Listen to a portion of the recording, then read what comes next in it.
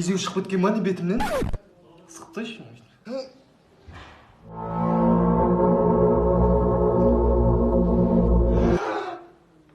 Перденің мына жеріне не болған? Дақ па? Нормально.